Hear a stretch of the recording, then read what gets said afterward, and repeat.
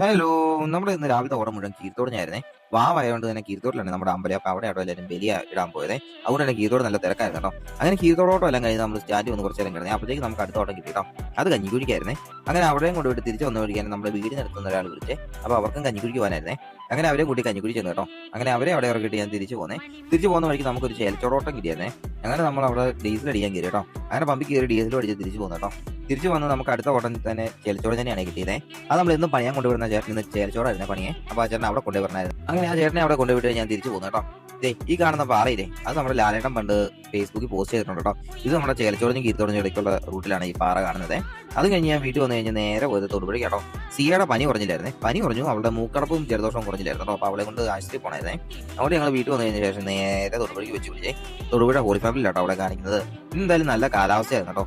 മഴയൊന്നുമില്ലായിരുന്നു രാവിലെ, അതുകൊണ്ട് എനിക്ക് പകുതി ആശ്വാസം ഉണ്ടായിരുന്നു കേട്ടോ. അത് കഴിഞ്ഞ് നമ്മൾ അങ്ങോട്ട് പൊക്കോണ്ടിരിക്കുന്ന വഴിക്ക് തന്നെ നമ്മുടെ കമ്പകാലം കഴിഞ്ഞ ദിവസത്തെ മഴയത്ത് ഇടിഞ്ഞു പോയായിരുന്നേ. അവിടെ വൺ സൈഡ് ഉള്ളൂ ഈ ബസ് കയറി വരുന്നവിടെ. അവിടെ മാത്രമല്ല കേട്ടോ, അതിന്റെ തൊട്ട് താഴെ വശം ഇടിഞ്ഞിട്ടുണ്ട്. അവിടെ രണ്ട് വളവെങ്കിലായിട്ട് ഇടിഞ്ഞിട്ടുണ്ടായിരുന്നേ. അവർ ഒരിടയ്ക്ക് അവിടെ വഴി ബ്ലോക്ക് ഒക്കെ ആയിരുന്നു കേട്ടോ. ഇപ്പൊ റെഡിയാക്കിയിട്ടുണ്ട്, എന്നാലും വൺ സൈഡേ ഉള്ളൂ വഴിയെ. അങ്ങനെ ഞങ്ങൾ ആശുപത്രിയിൽ എത്തി കേട്ടോ. അവിടെ ചെന്ന് നമുക്ക് 1:30 ആയിട്ടോ ഡോക്ടറെ കണ്ടു കഴിഞ്ഞപ്പം. അവിടെ കുറച്ച് നേരം താമസം ഉണ്ടായിരുന്നു. നമുക്ക് 43ാമത്തെ നമ്പറായിരുന്നു കിട്ടിയത്. അങ്ങനെ ഡോക്ടറെ കണ്ട് ഒരു കൂട് മരുന്നും കിട്ടി കേട്ടോ. അതും വാങ്ങിച്ച് നമ്മൾ തിരിച്ചു പോന്നേ. തിരിച്ചു പോകുന്ന വഴിക്ക് നല്ല മഴയായിരുന്നു. അങ്ങനെ വീട്ടിൽ വന്നു കഴിഞ്ഞാൽ എനിക്ക് അടുത്ത ഓട്ടം കിട്ടി കേട്ടോ. അത് നമ്മൾ രാവിലെ കൊണ്ടുപോയിട്ട ചേട്ടനെ തിരിച്ചു വിളിക്കാൻ സമയമായിരുന്നേ. അങ്ങനെ വീട്ടിൽ വന്നു കഴിഞ്ഞ് ഞാൻ ഓട്ടോ എടുത്തുകൊണ്ട് പോയി കേട്ടോ. അങ്ങനെ ആ ചേട്ടനെയും വിളിച്ചുകൊണ്ട് വന്ന് ഞാനും വീട്ടിൽ കയറി. അപ്പോഴേക്കും സമയം 6 മണിയായിരുന്നേ. അപ്പൊ ഇന്നത്തെ ഓട്ടം അത്ര ഓടിയുള്ളേ.